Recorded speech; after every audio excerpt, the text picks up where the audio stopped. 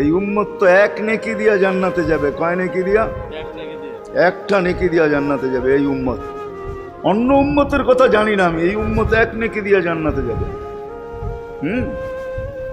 নবীর একটা আদর্শের কারণে জান্নাতে যাবে। সিরত মানি আদর্শ। আর এটা আমরা কদমে কদমে মুহতাজ। কেননা এই ছোট জীবনটা যদি গ্রহণযোগ্যতা পর্যন্ত পৌঁছাইতে হয় আল্লাহর কাছে, চাই নারী হই, চাই যুবক হই, চাই বৃদ্ধ হই, যেই মানুষই হই না কেন, যেখানেরই হই না কেন, যেই বাসারই হই না কেন, যেই বর্ণেরই হই না কেন, যেই পেশারই হই না কেন, যেই সোসাইটিরই হই না কেন, এই জীবনটাকে যদি গ্রহণযোগ্যতা পর্যন্ত পৌঁছাইতে হয় কার কাছে? দুনিয়া আলাদের কাছে না, মালিকের কাছে, যিনি এক ফোঁটা পানির থেকে অস্তিত্ব দিছেন, যার কাছে আবার আমাদেরকে ফিরা যেতে হবে। পালানের কোনো সুযোগ নাই। এই জন্যই কোরআন আমাদেরকে বোঝায় আইনাল মাফার। আল্লাহ বলতেছে কোথায় ভাগবে তুমি, বলো কোথায় ভাগবে?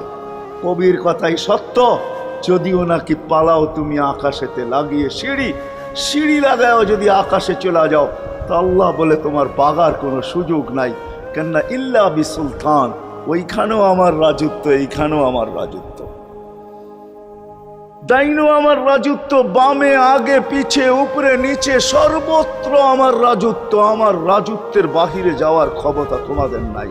দ্বিতীয় কথা এটো, আইনা আনা মাআকুম আইনা মা কুনতুম, যেখানে যাবে ওইখানে আমি সঙ্গে।